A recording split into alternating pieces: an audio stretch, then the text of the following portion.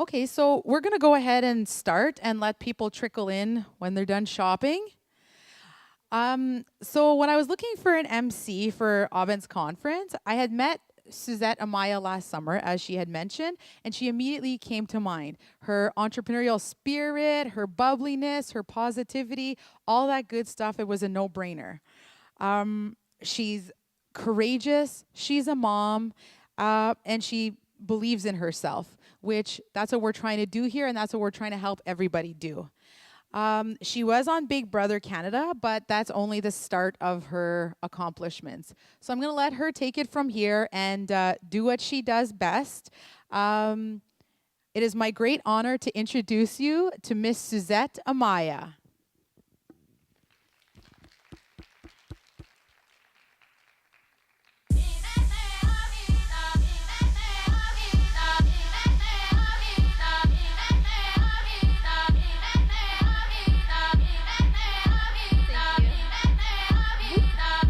Hello. This ought to get you in the mood, right? Can you all hear me? Oh, hello. A Tribe Called Red. Isn't a Tribe Called Red from this area? Big Aboriginal group goes mainstream, wins at the Junos. That's a huge accomplishment for Aboriginal people. So they were thinking, what song would you like to walk in? I'm like, A Tribe Called Red. Last summer I went to go see them. I saw them at Pemberton Music Festival. I saw them at Squamish Music Festival. And then in Vancouver they did 2 sold-out shows. And there was a little crowd of Aboriginal people and the whole room was like non-Aboriginal. It was huge. So they do very well. I thought I'd talk about them for a bit because they're entrepreneurs themselves. So what a great honor it is to be here, spend time with you. Today you'll hear a lot from me as I'll be emceeing. But it's also important that I'll share a little bit about my personal story. Some people, you may be on your phones, social networking. You can find me at Suzette Amaya. Just Google my name. I've done all sorts of different things. So I've been in business for some time. My range of career is I work in counseling. I'm a support worker in a women's shelter. So I work with women and children fleeing from abuse, addictions, people living with mental health, life-limiting illnesses. And I work with all sorts of different people. And we work in a harm reduction environment in our shelters. And I work in the downtown east side. So that's what I do. I never sleep. I wear a ton of makeup. And I love what I do. I also have a radio show in Vancouver called Think Indian. We've won a few times at the Aboriginal People's Choice Music Awards. It's a company and radio show that I started myself. It was based on Aboriginal women who were like, the word Think Indian was an offshoot of the American Indian movement that my mom was a part of at UBC. And it was women who were, they were Bill C-31, they couldn't live on reserve, and they were going to university, and they said, well, how do we live in this society in the 60s and 70s where they were Aboriginal, but they lost their culture, their language, and their way of life, but they were Native. So back then, they called themselves Think Indian. So a bunch of elders said, you should call your radio show that. And as an Aboriginal person living in Vancouver, I thought it was a great way to show that as an Aboriginal person, it doesn't matter how much Aboriginal you are. There are people that are living in foster care. There are people who are adopted. There's people from all quantities of Aboriginal, and we want to be, warm and welcoming and promote and support everybody. So that's my company. I was Big Brother Canada. That was one of my other roles. I was chosen out of 11,000 people. I did an audition, and they were looking for one mother. So some people, they may not know what Big Brother Canada is. It's like Survivor. You know the TV show Survivor? You live in a house. There's lots of different personalities. They strategically put people in so that it's like this really big pressure cooker. I hadn't been in high school for a long time, and I didn't think it would be that hard. But if you Google me, you'll find that I am quite dramatic. But that was one of my claims to fame. For many years as an Aboriginal person and living in the city, I wanted to really help us achieve like mainstream, like pop culture. Because when I went to like say a Walmart or a Shoppers Drug Mart, I always saw I saw all these nationalities in the magazine front covers, and I said, why can't it be Aboriginal people? we're beautiful, we're smart, we're educated, we're doing all these things. And for many years in radio, I've been in radio since 97, I was promoting all these people, and I had a guilty pleasure working at the shelter, working with youth and mothers and children. We started watching Big Brother. And it was funny because it was like my own little secret trash TV, right? Getting into the gossip and the lying and manipulating. And I remember I was sitting at the shelter with a family. And that family is really hard to connect with because the mother had all sorts of different things going on in her medical life, and the kids were having difficulties, and they were very, having difficulty relating with staff members and connecting. And I said, how can I reach this family? And it was through television. So I sat down, and it was kind of like watching TV. Like, you know how people watch soap operas? Watching reality show is sort of a way for me to kind of, like get out of our own reality. And I watched Big Brother USA for like 14 years. And then it came to Canada. Big Brother's coming to Canada. I said, oh my God, wouldn't that be so cool? And when I go to work, I don't look like this. I wear jogging pants, no makeup, and wear my glasses. And I said, wouldn't that be cool if like a Native person was on that show? And my clients are predominantly not Aboriginal. And people, everyone has doubts. They go, oh, well, you're a big girl, or they say things like, well, you're not really television material, right? And I said, well, no, I want to see Native people like out there doing their thing. So I went to the audition. I was like, there's no way you cannot have me on this show. And I told them all the things I do, and I knew everything about the show. And lo and behold, I made it. They chose 15 people out of 11,000 people who auditioned. So I was a Big Brother Canada. Yeah. I also manage many artists as well. I help with different people on a consultation basis, build their music careers, whether it's marketing. I help them get into record labels. I do a lot of helping them do the grants and funding, also concerts, bookings, all sorts of different things. So I've been fortunate enough to fall into this career, but let me tell you, it took a lot of work to be where I am today. Not very many people can come up on stage and just talk and everything like that, right? It takes a lot of confidence. And when I was a young girl, I was just young, and my dad used to call me Jabberjaws, and because I wouldn't stop talking. And now it's awesome because now I have a voice, and I can share what my beliefs are or my passions, and help other Aboriginal people have stronger voices as well. And even through all our own adversities, how we can overcome a lot of things. So I have a bit of a slide presentation. I'm on tier. Is the three major messages. Loving yourself is essential to becoming confident. And is to follow your dreams and commit to making your goals a priority. And 4, lead. To become a leader is working and carving your own paths. And as entrepreneurs, when you're wanting to get into business, these are really important things, especially as women. Because as women, we don't just have one role, do we? We have many different roles. Whether you're an auntie or mother, you maybe going to school. Some of us have careers. It's a lot of sacrifices. I work graveyard shifts in the shelter, and then I travel on the weekends across Canada, and I have 3 children.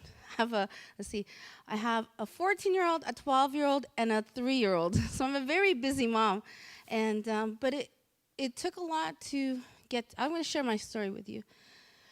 When I was a young girl, I grew up in East Vancouver in the downtown east side, and when I was living down there, my life was tough because back in the day, my father was 3/4 Native, so he was Niska, Cree, and a little bit French or whatnot.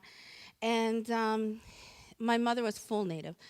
But back in the day, there's Bill C-31. So they took my mother's full status away, and then they took our status away. And back then, you were not allowed to live on reserve or in our communities. And that's what it was in my community. So she lived in Vancouver. And we had a really rough time. But my parents were married for like 10 years, and they're happy and whatnot. And then, but one fateful day, what happened was my father went to work.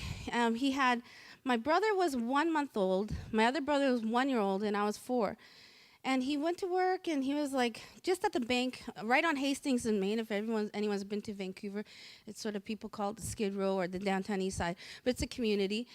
And he said, I'm just going to the bank across the street. I'm just at the Carnegie Hall. I'm gonna see you in a minute. And I grew up in the projects, which is just a few bus stops away from where my father was. And as he walked across the street, he was run over and killed by a bus.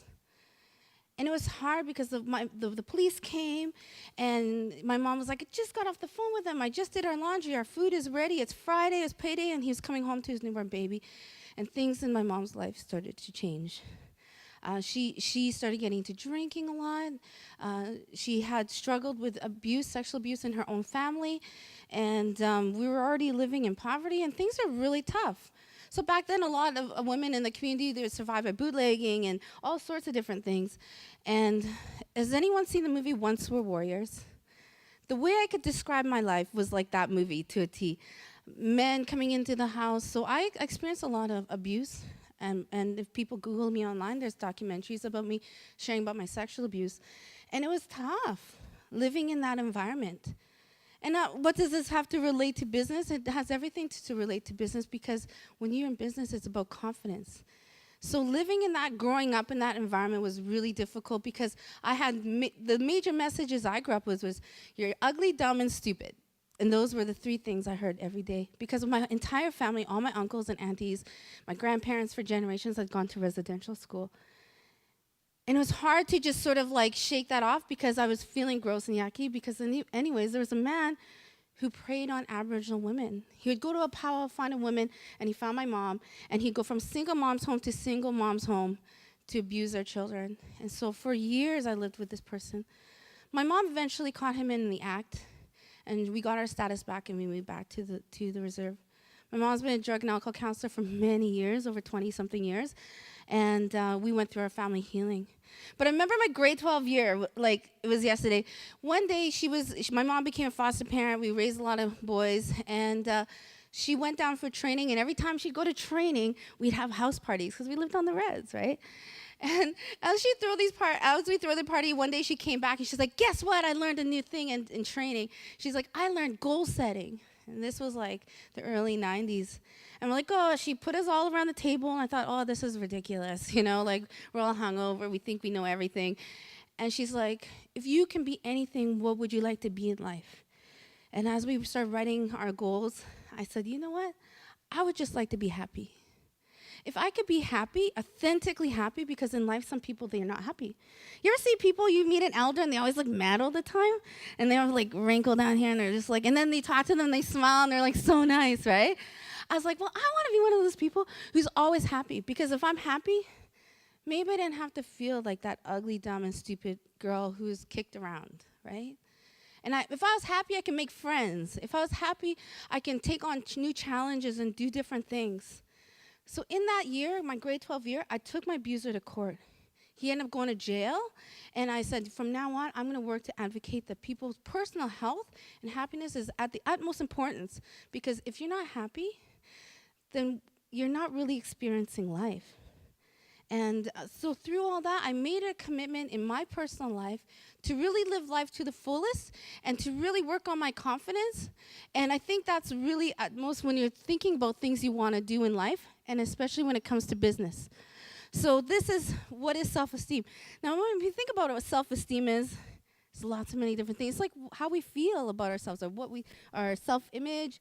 This is a calendar that I did, and this is how I got into business. As a mom, I remember I was strolling down the streets, and all my friends were already finished college and university, and now we're moms and pregnant and have children. And we said, you know what? Living in the downtown east side, the media was vicious on how they portrayed murdered and missing women, especially in the days of the Picton case. We were dehumanized, and we were living in the core of the downtown east side. And we said, you know what? This is hard to even face society every day, because we're being leered at, and all these different negative connotations of who we were. And I said, you know what I'm going to do? I'm in radio. We should make a calendar. Now this was like, we all love taking photos back. This is before selfies came out, okay, guys? I chose these women are all mothers. We wanted to show downtown Eastside and all of BC that Native women were diverse, that we're confident, we're educated, and we're mothers, and we're doing all sorts of different things. So what we did was we helped build each other's confidence. And that's what's important here, because while you're here together, some of you may not know each other, some of you complete strangers, some of you may be friends. Supporting each other is so important, and that's what we did to create a business. I created a company called Amaya Entertainment, and it started from a calendar. I started getting on the major newspapers and magazines, websites. Just it was just my business blew up like crazy. It was a vision, but it wasn't for me. It was for the community, for our people. And I think that was important because I said, well, I have a bit of a voice and I like photography. Let's just do something. I started getting hired for to do conference photography. I started getting hired to do portfolios for artists. A lot of artists that are out there in television and that are out there in movies right now. And I don't want to name all their names, but I got their portfolios done and I helped them get into acting. A lot of the musicians as well. I started doing their bios and started doing their one page to submit to record labels, and they've become successful. It was taking ownership of who we are, our own brand, and also showing other people that we're valuable. And that was the one thing that I thought was really important. Confidence matters so much in our relationships. When you're in business and you're in a relationship that's unhealthy, that's going to affect your business, right? If you're in a relationship that I've been married for 16 years. I'm very lucky. Him and I have a very healthy relationship. We support each other. Not very men would allow their wives to travel all over the country with a bunch of rappers, and that's what I do, right? Relationships matter in how you relate to people. In life, sometimes people can get a bit of an edge. They could judge other people, lateral violence. Sometimes people have relationships where they don't feel good about themselves. First impressions is so important. And in business and in relationships, if you have confidence and you have a good, healthy outlook on life, it'll resonate. And that's what's so important when you're working on things you want to do for your vision. These are my two children when they're a lot younger, but I take them with me everywhere. uh, Confidence matters in parenting, your life skills, and the way you express yourself. If you meet someone who doesn't have confidence and has a low self-esteem, the way they express themselves, take them to an interview with me, right? It's really important to think about when we're working on ourselves, how much confidence impacts our daily lives. It is important in taking up new challenges, being open to change. I remember when I started getting business, I was afraid of change. Right now, my husband and I, we have a company. It's Amaya Entertainment. We host special events in Vancouver as well. We do lots of different things. In Vancouver, we built a community through Think Indian. We started, throwing concerts and events. Because if I'm playing all these Aboriginal artists on the radio show and no one sees them, I said, you know what? Well, we got to support our native community and our native artists. So we started investing time in getting to know non-Aboriginal business owners that own nightclubs, cafes, and it was tough because I was like, well, I'm a mom all day. You want me to get all dressed up and go down to this club and like, hey, guess what? I'm going to fill your nightclub with 100 native people. And they're like, yeah, okay, you know? And I really had to push the limit and be not afraid of change. Because if I believe in myself, other people believe in me. Now we're very successful in that we host lots of different events. We do big concerts. I create a lot of things. I get to travel across Canada, as well as support the artists and Aboriginal people that I know that are talented. Because in business, you have a passion, and lots of us have a different passion, whatever your business is. And my passion was to help Aboriginal people, because every day when I go to work, I see families and that really struggle. And I see people that get lost in addictions, or people they lose their self-esteem because of their adversities. So this was a way that if I can give back in a little bit of a way, whether it's music or speaking and doing workshops, is a way to help our people through business. And also, confidence matters in self-improvement. I think that everyone in life has room for self-improvement. I think that's really important. And just think about it. If you are not balanced in life and you want to run a business, that business may fail, or may have some struggles and up and down roads, right? And I know that I've seen a lot of people in fashion, designers, that do really well, but their life gets in the way and you don't hear from them for 5, 10 years. Or some people maybe, they may have a really good product, but their personal life and their networking is not on point, and people will lose faith. If you believe in yourself and you value yourself, the confidence and self-esteem is pivotal in in being successful. When you think about where do you see yourself? It's funny because I've never seen myself where I am today. I had a vision, but I wasn't quite sure what it was.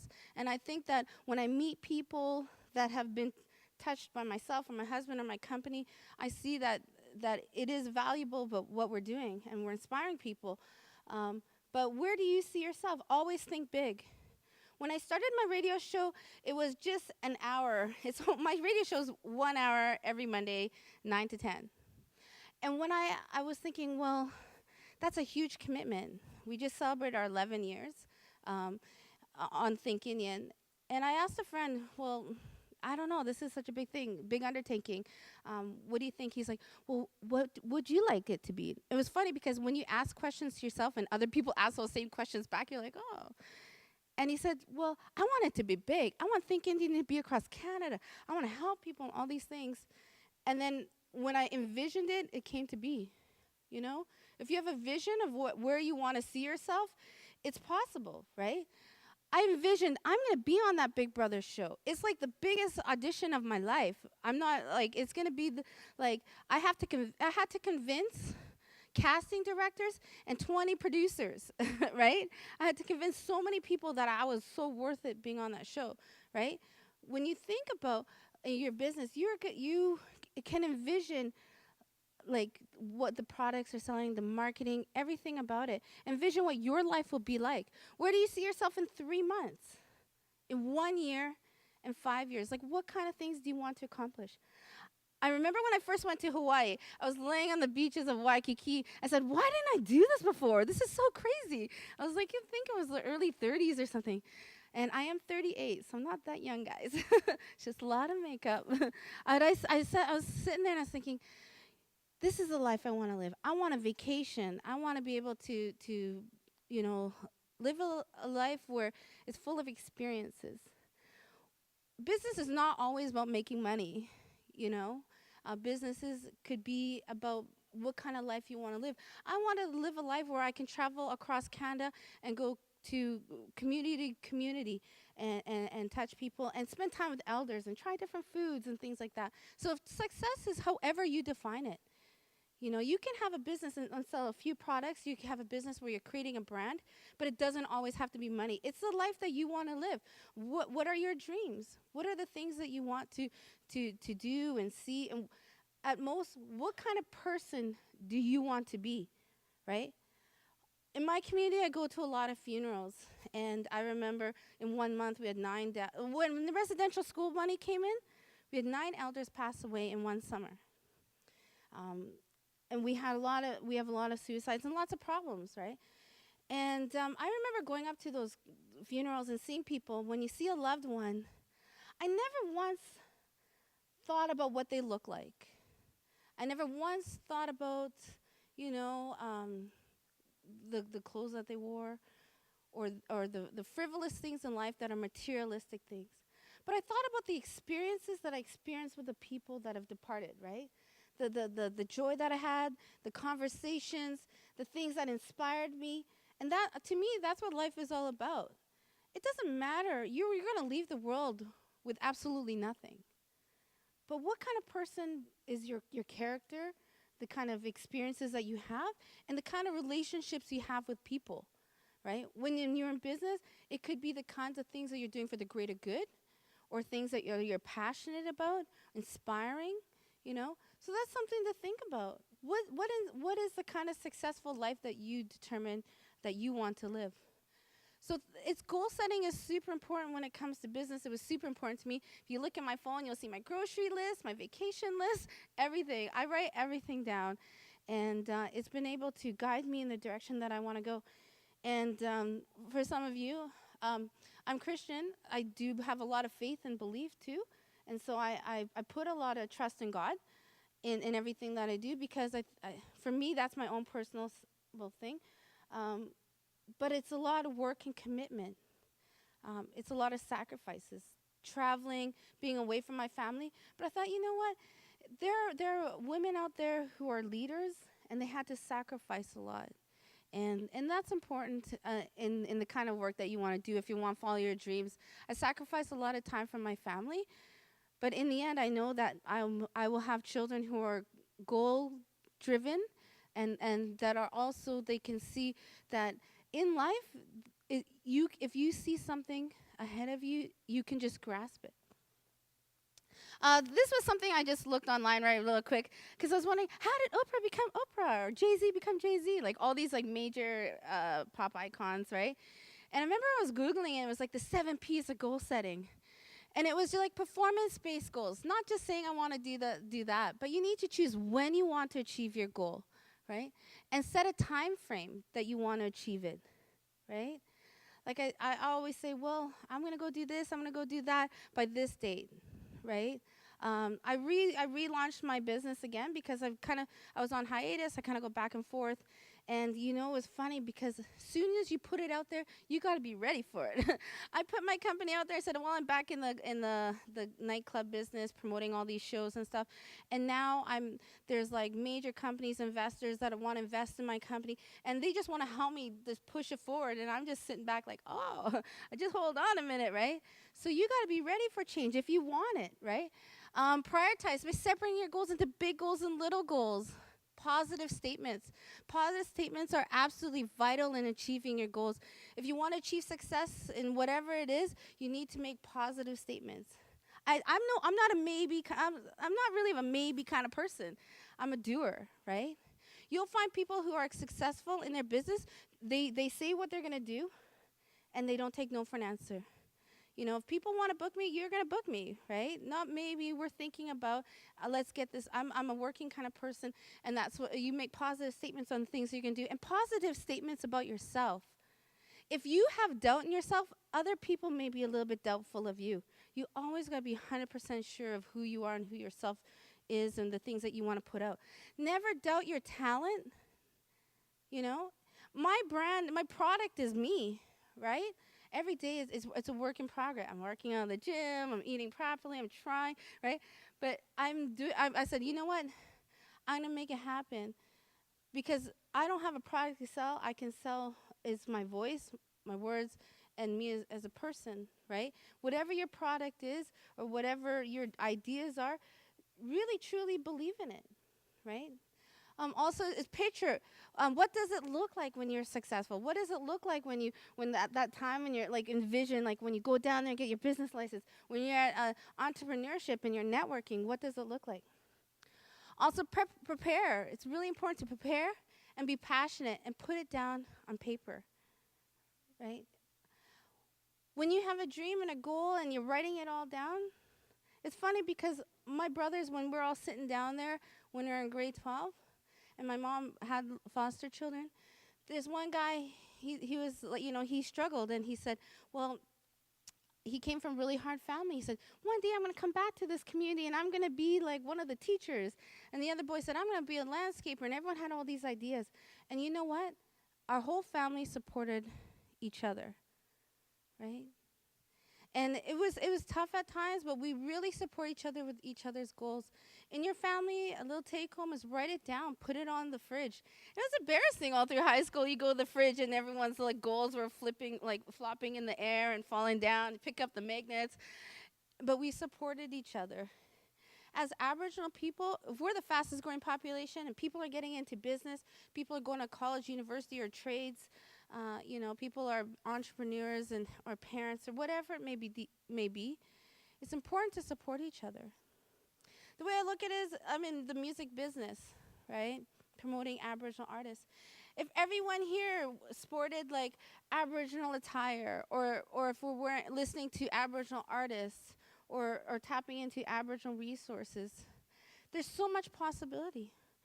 It's like we can't even doubt our own people. We all, you know what I mean? It's having faith in our Indigenous people within our country, and also recognizing that there's lots of talents out there. We're from a generation of people that have been affected directly from the residential school, and a lot of things that have happened to our people, and I truly believe that when we work on ourselves, and I know that we do face racism, and I know that we do face a lot of stereotypes and negativity, but it's like being a groundbreaker, right? And being able to push through that and not care. I don't care what anyone thinks of me when it comes to business. You either like me or you don't, right? I don't. I'm not the kind of person anymore who um, is doubtful of who I am. I'm sure of myself. And I remember I'd walk into the old boys club and seeing a bunch of guys, and I don't deal with chauvinism. I don't deal with people, you know, because I'm a confident person, and all that baggage is put aside and worked on already. And in business, that's a huge part of it because it's life balance, especially as women, because we have many different roles, right? And I think that when we're talking about business and networking, don't be afraid to meet other people. Don't be afraid to ask questions. You know, get out there and do it, right? Because there's some people who are maybe people, and that maybe happen, and will just kind of, sit there, and their business plan may launch whenever, right? But the people who really work for it, they get it done, and they become successful. So in life, make yourself a priority. Accepting yourself, self-love and self-care, right? Also, to live and breathe positively. Surround yourself with positive people. I've created a lot of boundaries in my life with people who engage in lateral violence. I remember I said, no more gossiping in my life. Then I had no friends, right? And that was tough. I decided not to engage and be a part of people who are living unhealthy and be around people who were my mentors. I hang out. I remember one time I was like, "Oh my God, I've been in radio for so long," and they were like, "Do you know any Aboriginal artists?" I said, "Well, I know Buffy Sainte Marie, right? Buffy Sainte Marie. Let me tell you, YouTube her right now. For some who don't know, she is like gorgeous. I love that she could just truly be herself. She wear like sexy clothes. She's intelligent. She's a songwriter. She's like a major award winner. She's done a lot for her people, and I think that she's a really good role model for Indigenous women. And I remember when I was in radio, I was like, wow, Buffy St. Marie. And I said, one day I want to meet her and I want to hang out with her. Because what was it like in the 70s and the 60s and 70s? Like, let me tell you, her song was, one of her songs was bought by like Elvis Presley. She's like done songwriting and stuff like that. She's like big time, right? And I said, wow, if I could just hang out with her a little bit because she's so inspiring. What was it like back in those days being around the music industry and being Buffy St. Marie? You know?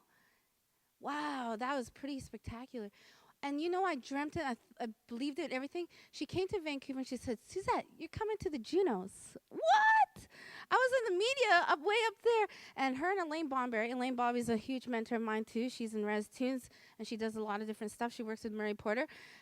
They said, hey, we're taking you to the Junos.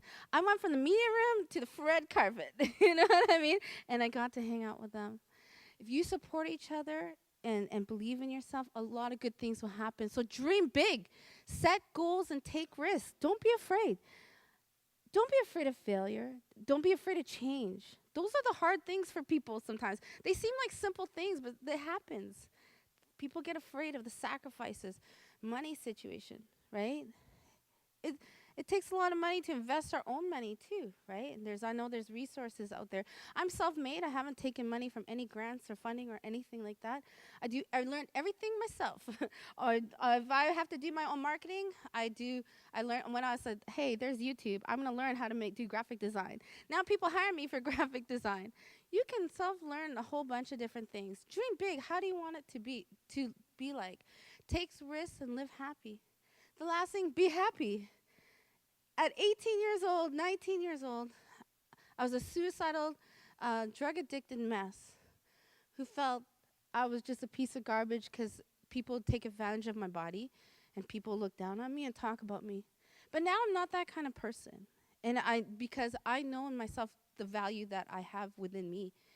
And now I know that I could be really authentically happy because I don't have all those ideas and behaviors and the gossiping and all those other things, those patterns in life that can get in our way of being successful. If you work on them, then you can be happy. And being happy is people will gravitate to you. And so I'm honored to be able to come and share that with you. I'll be here with you all day as I MC. But I got to share my personal story with you, and I hope it inspired you in some way, or think about your own priorities, as well as the own goals in your own life as well. But these are my messages I would like to leave with you for my talk, anyways. Da, da, da. My radio show, we moved to 9 to 10, but it's live. You can listen to it online, right? So I have archive of all my shows. Some people, they may not know about Aboriginal pop culture or music and whatnot. Trust me, I'm an encyclopedia of Aboriginal pop culture. But there it is, my radio show. It's funny, this picture was on billboards all over Vancouver. I was like, yeah, billboard girl, but that was that. And then there you are too. Some of you may be from other Aboriginal communities or out of town, or you may have a business or corporation or community. I am available for bookings. I do lots of work on different things. I do work a lot with people who are working on their healing, young people on Aboriginal pop culture. I do an array of different things. And so it's really wonderful that I can come back to Ottawa, because I was here last summer for Aboriginal Day. I know there's tons of talent in this city, and there's lots of amazing people and artisans. And so I hope you enjoyed what I had to share with you today. And I will have time for questions. If anybody would like to ask some questions while I'm here with you, feel free. There will be someone, she has a microphone. Hey, just raise your hand if you have any questions, if you relate to anything.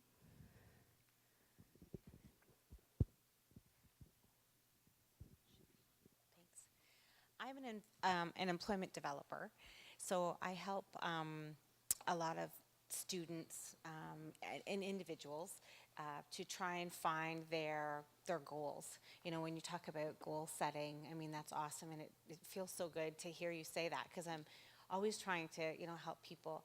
So I guess I'm just looking for any advice that you have, or, to help people to find those goals. And I understand, you talk about interests and what their strengths are and what their weaknesses are, but when you have some people that are just totally, man, they're like, graduating grade 12 and they're looking at, applying to college and university, and they're just lost, how do you help, I guess, inspire them or find that goal that, that you hope that they can find? What I find, especially as adults, one thing that adults and especially different organizations or people or our own people, maybe aunties and uncles, we underestimate our youth. We underestimate their capabilities. And sometimes when we're communicating with young people, it's like transferable skills. They're like, what's transferable skills? There's so many people who have talents and interests. It's being able to get them thinking about things that they're good at, or showing young people how valuable each skill is. I think sometimes as we kind of doubt ourselves.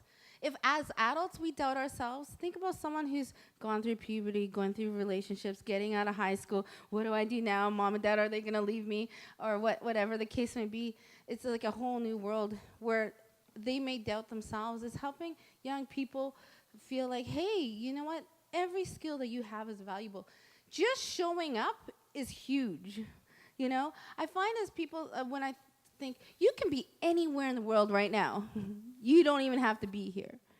But by you being here, you're showing that you're a leader, that you care and that you want to do important things in life, and that, you want change, right? And as young people, you can inspire them, like, you know what, it's great that you're even here, because now we can slowly start working on all the valuable skills that you have. Because sometimes you don't realize. I remember my son, he plays video games like all the time, and I was like, oh my God, and I'm like those guilty moms where I'm working all night and they're off to different programs, and then they get their time on the computer. And I said, what are you doing? I sat with him, and he's like, well, I like to develop computer games and stuff. I said, well, this is what you want to do. So I remember it was like I gave $1,000 to this camp. Like, here's $1,000, take my son for the week. And they helped him learn, they helped him learn to make a video game. And some parents would be like, oh, that's like, they get mad, that's garbage. I went at his week graduation. They said, you're not going to believe what your son did. He developed the game at the EB game level. We had to bring a teacher in to look at his work because he bypassed all the capabilities. We had to get new software, and we want to hire him when he gets old enough. I was like, what? Right? So even, and he's only 14. So young people are learning at a more faster rate than we did when we were that age. And their knowledge is way more vast in certain areas because they have access to technology. And so inspiring them and showing them, is just really showing them visually and connecting them with mentors. That's what I think. Hope that answers your question. Yeah, any other?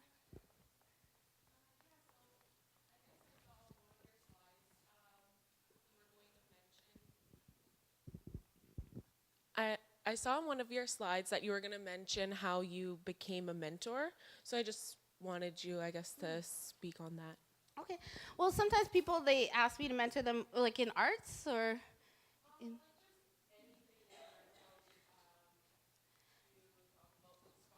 Mhm.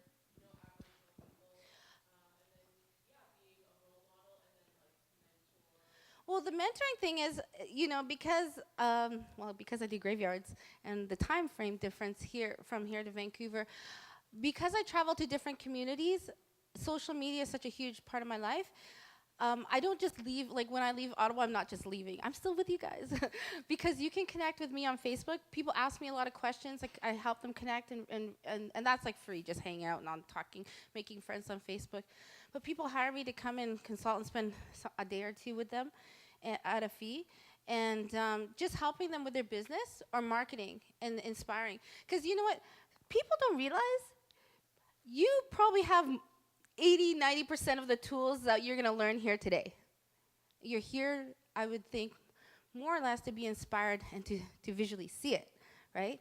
But I guarantee you, all of you can go home and Google all the things you're going to learn from people that are standing up here. So I think the important part is being able to network face to face is important, and also just ask a lot of questions. And so when it comes to mentoring, I do spend a lot of time with people online. I think that's probably the best way.